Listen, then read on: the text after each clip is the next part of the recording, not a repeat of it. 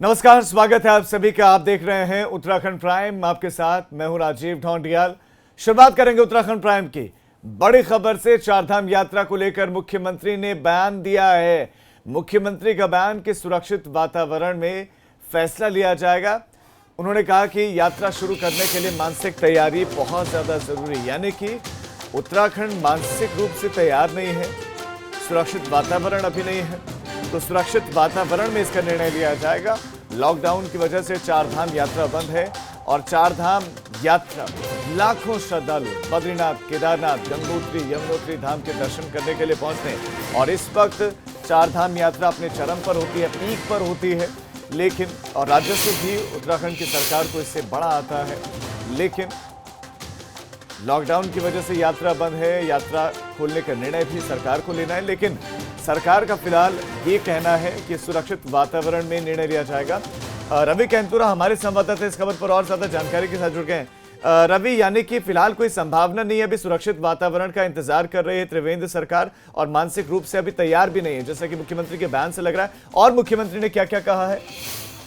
जी बिल्कुल राजीव, आपने सही कहा है। जैसे कि ये लगभग तय माना जा रहा था कि जो चारधाम यात्रा है, जैसे केंद्र की गाइडलाइन आई कि अब भाई आप धार्मिक स्थलों को जो है खोल सकते हैं, तो लग रहा था कि 8 जून के बाद जो है चारधाम यात्रा संभवतः खुल सकती है। लेकिन मुख्यमंत्री ने साफ कर दिया है कि अभी लोगों को भी इसके लिए मानसिक तौर से तैयार होना बहुत जरूरी है। और जो कोरोना के हालात हैं, जो स्थिति है अभी प्रदेश की, क्योंकि वो लगातार बढ़ रही है, तो इसको देखते हुए सीएम ने अभी फिलहाल ये साफ कर दिया है कि अभी जो हालात हैं उन हालातों को देखते हुए अभी कोई निर्णय चारधाम यात्रा पर नहीं है। हालांकि कुछ दिनों बाद क्या हालात प्रदेश के बनते हैं उसके बाद भी कोई निर्णय लिया जाएगा। तो ये बात जो है सीएम ने आज जो स्काइप के माध्यम से उनकी एक प्रेस कॉन्फ्रेंस थी, उसी प्रेस कॉन्फ्रेंस में सीएम ने अपनी ये बात रखी है। रवि, आप बने रहे आपके साथ, हमारे साथ मुख्यमंत्री ने क्या कुछ कहा है वो आपको एक बार सुनाते हैं।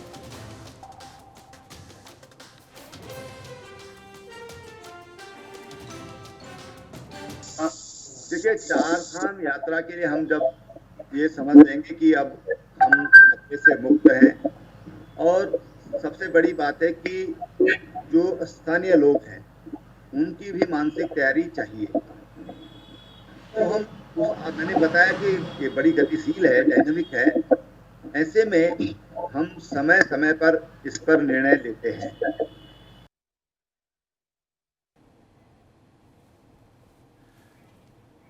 तो सुना आपने, मुख्यमंत्री त्रिवेंद्र सिंह रावत ने कहा कि फिलहाल सुरक्षित माहौल का इंतजार किया जा रहा है। रवि हमारे साथ, हमारे संवाददाता जुड़े हुए हैं। रवि, यही उम्मीद थी सभी को, क्योंकि 8 तारीख से धार्मिक स्थल खोलने की अनुमति है और यही इंतजार भी था। लेकिन अगर अभी निर्णय नहीं लिया जाता तो फिर अब तो मानसून आने वाला है और मानसून के वक्त में चारधाम यात्रा की गति पहले ही जो है रुक जाती, तो यानी कि क्या इस साल ये संभव हो पाएगा? हाँ बिल्कुल राजीव, आपने सही कहा, क्योंकि जैसे ही मानसून आता है तो उसके बाद तो चारधाम यात्रा वैसे ही धीमी पड़ जाती है, जो पिछले वर्षों हम देते हैं। और अभी जो है चारधाम यात्रा पीक पर रहती है। लेकिन इस साल जो है कोविड के चलते पहले ही ये निर्णय नहीं लिया गया कि चारधाम यात्रा को खोला जा सकता, ये संभव भी नहीं था। अब थोड़ा सा जो आसार बन रहे थे, उन आसारों के बीच उत्तराखंड में जिस तरीके से कोविड के मामलों में उछाल आया है, उसके चलते अब फिर से एक बार यात्रा कहीं ना कहीं ये यही नजर आ रही है कि अभी फिलहाल संभव नहीं है कि यात्रा को खोला जा सके, क्योंकि जो बाहर से आने वाले जो लोग यहाँ के जो यात्री हैं, जो श्रद्धालु हैं, वो तो नहीं आ पाएंगे, क्योंकि अन्य राज्यों में भी। रवि, मैं बहुत जल्दी से आपसे ये भी जानना चाहता हूँ, चारधाम यात्रा पर अभी कोई सरकार के पास कोई तैयारियां नहीं है, तो लेकिन पर हिमाचल में हम देखते हैं तो वहां पर हिमाचल में शुरू कर दी गई टूरिस्ट गतिविधियां, तो क्या उत्तराखंड में शुरू हो सकती है? या राफ्टिंग और दूसरी चीजों के लिए लोग आते हैं उत्तराखंड, क्या ये सब शुरू हो सकती है या इन पर भी विचार किया जाएगा अभी? बिल्कुल राजीव, देखिए जो और गतिविधियां हैं उत्तराखंड की, वो उन पर जो है विचार किया जा सकता है और वो संभवतः वो शुरू हो भी सकते हैं। लेकिन चारधाम यात्रा एक दूसरा मसला है, जहां पर तमाम श्रद्धालु पहुंचते हैं और तमाम ऐसी जो है चीजें हैं, भौगोलिक परिस्थितियां हैं, उन भौगोलिक परिस्थितियों में जो तमाम व्यवस्थाएं उनको करना आसान नहीं होता है। तो इस वजह से फिलहाल चारधाम यात्रा को खोलना जो है अभी कहीं भी नजर नहीं आ रहा है। लेकिन जो और गतिविधियां हैं, चाहे जो पर्यटन से जुड़े हुए जो और गतिविधियां हैं, वहां पर जो है कुछ निर्णय जरूर जो है 8 जून के बाद लिए जा सकते हैं, ऐसे कुछ आसार नजर आ रहा है। रवि, आपका इस तमाम जानकारी के लिए धन्यवाद।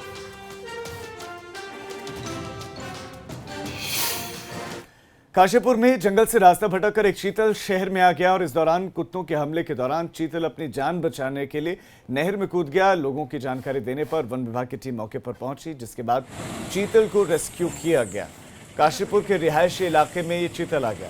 लॉकडाउन के दरमियान हमने देखा कि रिहायशी इलाकों में वन्य जीवों की गतिविधियां बढ़ गई थी। इसी बीच में एक चीतल भी आया। कुत्तों के हमले के डर से ये नहर में जाकर कूद गया और उसके बाद वन विभाग की टीम ने रेस्क्यू किया।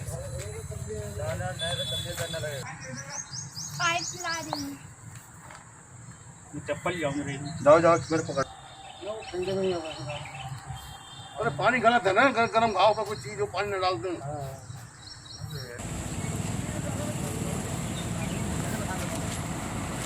तो एक्सक्लूसिव तस्वीरें एबीपी गंगा के पास हैं। आप देख रहे हैं चीतल को रेस्क्यू किया गया है।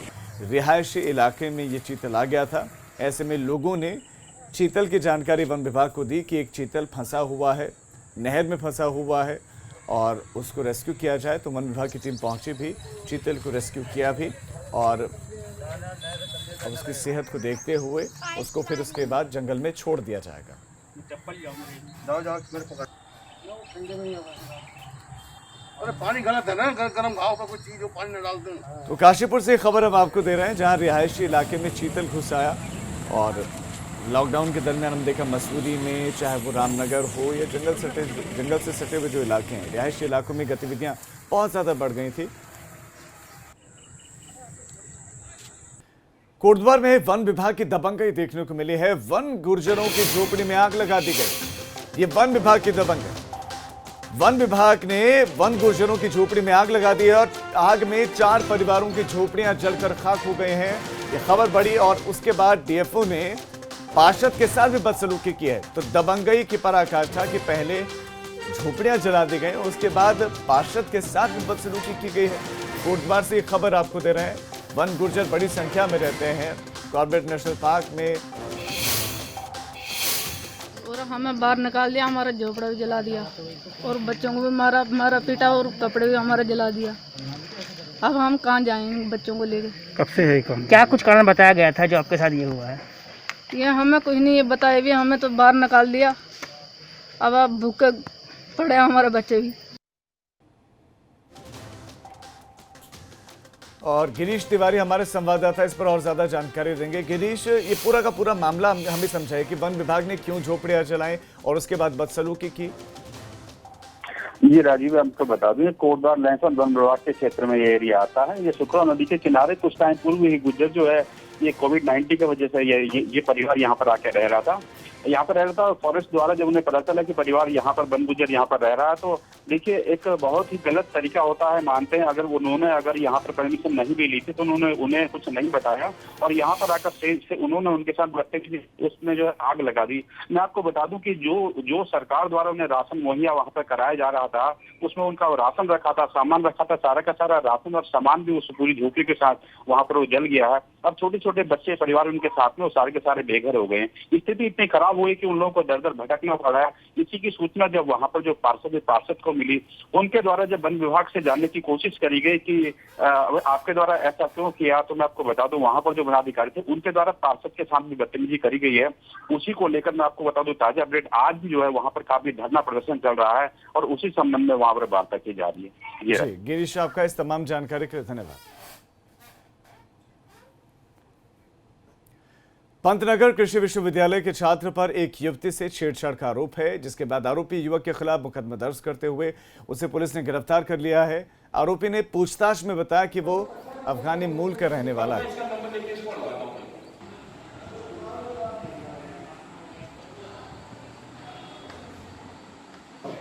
ये कल रात्रि में यहाँ पर 112 से सूचना आई कि एक महिला के साथ छेड़छाड़ की गई है एक अफगानी छात्र द्वारा। मौके पर पुलिस बल को भेजा गया तो इस घटना की प्रथम दृष्टया पुष्टि हुई और वो महिला की कंप्लेंट पर थाने में एफआईआर लॉन्च कर दी गई है और जो अफगानी छात्र है उसको भी अरेस्ट कर लिया गया। कॉर्बेट आगर रिजर्व में हाथियों की गणना की जाएगी और ये गणना 6 से 8 जून तक की जाएगी। कॉर्बेट कर्मियों को इसके लिए प्रशिक्षण दिया जाएगा। ट्रेनिंग का काम 4 और 5 जून को किया जाएगा। 2014-15 की गणना में यहां करीब 1100 हाथी पाए गए थे। उम्मीद की जा रही है कि इस बार इस संख्या में बढ़ोतरी दर्ज होगी। कॉर्बेट टाइगर रिजर्व में 6 से 8 जून तक 3 दिवसीय हाथी गणना का कार्यक्रम प्रस्तावित है। इसके लिए विस्तृत दिशा निर्देश जो हैं वो समस्त संबंधितों को जारी कर दिए गए हैं। इसके अतिरिक्त 4 और 5 जून को इसके संबंध में जो भी संबंधित हमारे कर्मचारी हैं उनको प्रशिक्षण भी दिया जाएगा। तो 2015 में भी गणना की गई थी और एक बार फिर से गणना की जाएगी। 6 तारीख से ये गणना शुरू होगी 8 जून तक, यानी कि 2 दिन तक ये गणना चलेगी और काउंटिंग की जाएगी, गणना की जाएगी कि कुल कितने गजराज कॉर्बेट टाइगर रिजर्व में इस वक्त हैं।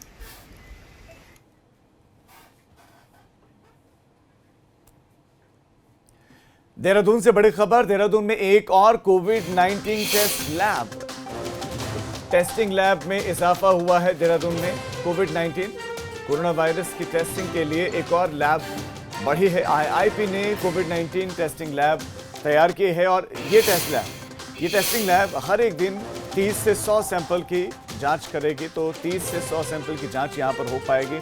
अभी तक 4 टेस्टिंग लैब में कोरोना की जांच हो रही थी। दायरा पहले की तुलना में ज़रा बढ़ा है, लेकिन बहुत ज़्यादा नहीं है। 1000 के करीब ही रोज़ाना जांच हो पाती है, लेकिन अब एक और टेस्ट लैब जुड़ जाने के बाद दायरा जांच का बढ़ सकता है। उत्तराखंड में रोजाना कोरोना के पॉजिटिव केसेस आ रहे हैं।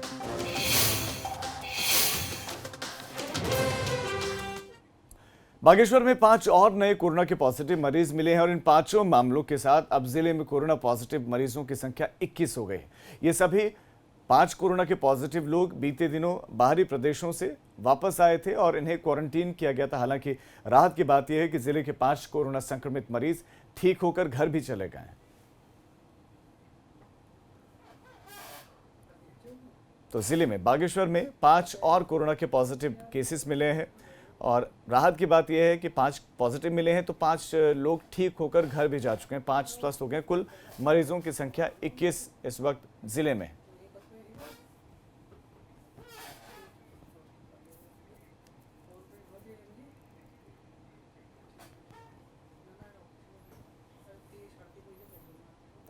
कोरोना के चलते उत्तराखंड के पर्यटन स्थल पीक सीजन के दौरान भी फीके पड़े हैं। यहाँ के पर्यटन व्यवसायियों को बड़ा आर्थिक नुकसान उठाना पड़ रहा है। नैनीताल, भीमताल, मुक्तेश्वर, रानीखेत, अल्मोड़ा और कौसानी समेत कई स्थलों में पर्यटन बढ़ा है और जिससे यहाँ के लोग पर्यटन के काम से फिर जुड़ गए हैं और धीरे धीरे इन शहरों में पर्यटकों की संख्या बढ़ने के साथ ही होटल, टैक्सी और दुकानों की भी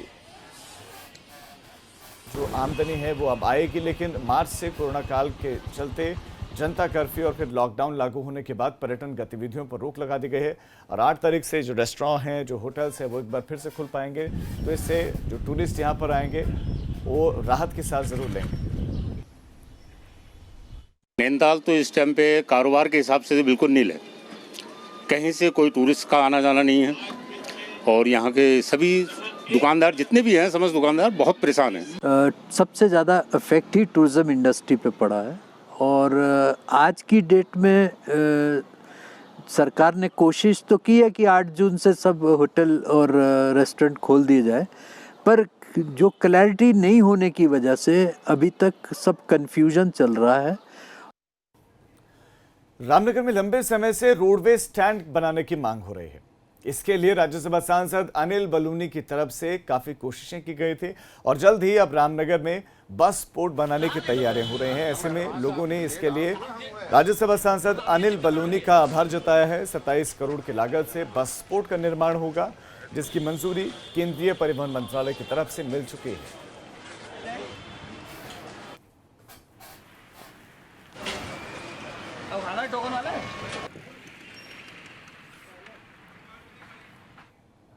तो ये मौजूदा रामनगर का बस अड्डा है जो इस वक्त आप तस्वीरें देख रहे हैं और बसें ऐसे ही खुला मैदान है, यहीं पर खड़ी होती हैं और यहीं पर सभी यात्री आते हैं, उतरते हैं, चढ़ते हैं। दिल्ली, उत्तर प्रदेश और अलग अलग हिस्सों के लिए यहाँ से बसें चलती हैं। कुमाऊं का प्रवेश द्वार है रामनगर। एक सपना सा लगता था कि कई सरकारें आई और गई और अचानक एक ऐसे सांसद, राज्यसभा सांसद अनिल बलूनी जी 3 अप्रैल को जिन्होंने शपथ ली, उत्तराखंड में एकाएक ऐसे विकास कार्य उन्होंने किए और एक आज इस रोडवेज जो कुमाऊं का प्रवेश द्वार है, इस रोडवेज के बस पोर्ट को जो सपना साकार किया माननीय अनिल बलूनी जी ने 8 मार्च को नितिन गडकरी जी के द्वारा पत्र प्राप्त हुआ बलूनी जी को और उसके बाद उसकी स्वीकृति मिली और जून माह में उसके टेंडर खुल जाएंगे और उसके बाद 12 महीने में ये कार्य पूरा होना है। तो रामनगर की विधानसभा की संपूर्ण जनता, कुमाऊं के जितने भी हमारे पर्वतीय क्षेत्र के लोग हैं उसको पूरा लाभ मिलेगा। रामनगर का फलचटी इलाका आम और लीची के उत्पादन के लिए जाना जाता है। यहाँ पर आम और लीची यहाँ के देश भर में पहचान रखते हैं। इस बार आम का काफ़ी अच्छा उत्पादन हुआ है, मगर लीची की फसल थोड़ी कम हुई है। लीची की पैदावार 50% से भी कम हुई है, जिसका असर बाजार में इसके दामों पर भी देखने को मिलेगा, जबकि आम की पैदावार में 25% की कमी आई है।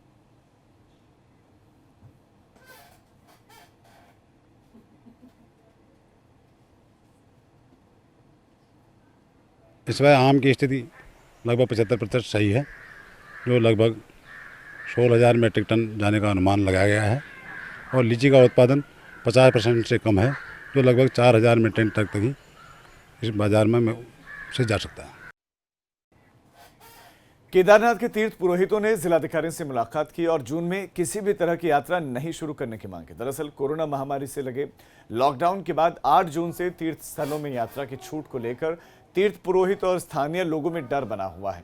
पुरोहितों की माने तो यात्रा शुरू होने के बाद देश के विभिन्न राज्यों से श्रद्धालु धाम पहुंचेंगे, जिसके बाद कोरोना का संक्रमण और बढ़ जाएगा। ऐसे में केदारनाथ यात्रा को जून में ही शुरू किया जाना सही नहीं है। हालांकि डीएम का कहना है कि यात्रा शुरू करने के लिए प्रदेश सरकार के दिशा निर्देशों का ही पालन होगा। वहीं प्रभारी मंत्री धन सिंह रावत का कहना है कि केदारनाथ यात्रा को लेकर कोई भी दिशा निर्देश अभी नहीं मिले हैं। हमने यहाँ पे खनन न्यास की एक बैठक की है और खनन न्यास में जो भी पैसा आता है उसके लिए हमने लगभग 33 लाख रुपए इस बार कोविड के लिए दिए हैं कि इस महामारी के लिए कहीं भी अगर कोई दिक्कत होती है तो हमने जिलाधिकारी को कहा है कि आप खर्चा कर सकते हैं। हमारे मुख्यमंत्री जी ने एक ऐतिहासिक निर्णय ले लिया है कि जितने भी प्रवासी लोग आ रहे हैं उनको पर यूनिट के हिसाब से 5 किलो चावल, 2 किलो दाल, एक किट बना के उनको दिया जा रहा है। और राज्य सरकार जो है इस महामारी में पूरा ध्यान इस पे लगा रखा है, खर्चे की कोई दिक्कत नहीं है। चलो फिलहाल एक छोटे से ब्रेक के लिए हम रुक रहे हैं, फौरन लौट रहे हैं।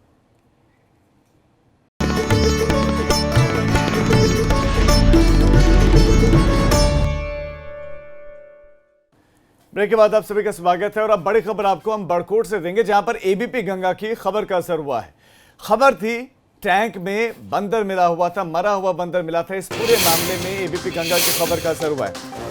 तहसीलदार ने मामले की जांच के आदेश दे दिए हैं। एबीपी गंगा ने बहुत सारे सवाल इस खबर से जुड़े हुए उठाए थे, इस मामले में उठाए थे। लापरवाही को उजागर किया था। टैंक में एक मरा हुआ बंदर मिला था और इसी टैंक से 15,000 लोगों को पानी की सप्लाई की जाती है और टैंक की सफाई का किसी ने कोई ध्यान नहीं दिया। टैंक में एक मरा हुआ बंदर था काफी लंबे समय से और इसी को लोग इसी पानी को पी रहे थे। मामले में तहसीलदार ने अब जांच के आदेश दे दिए हैं। इधर पर्यटन मंत्री सतपाल महाराज के परिवार के 5 सदस्यों को पहले तो ऋषिकेश एम्स ने होम क्वारंटीन के लिए डिस्चार्ज कर दिया, बाद में उन्हें वापस एम्स बुला लिया गया। एम्स ने सफाई दी है। एम्स अब सफाई देकर यह कह रहा है कि उसे पता नहीं था कि होम क्वारंटीन की फैसिलिटी नहीं है, मगर यह बात किसी के गले नहीं उतर रही।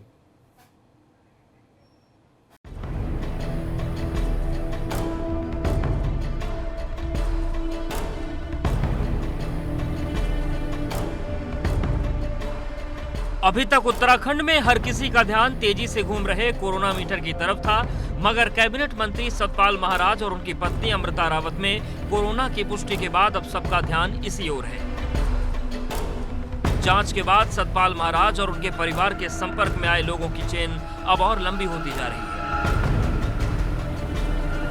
एहतियात के तौर पर डॉक्टर्स की उस टीम को भी होम क्वारंटीन कर दिया गया है जो सतपाल महाराज के घर रूटीन जांच के लिए गई थी।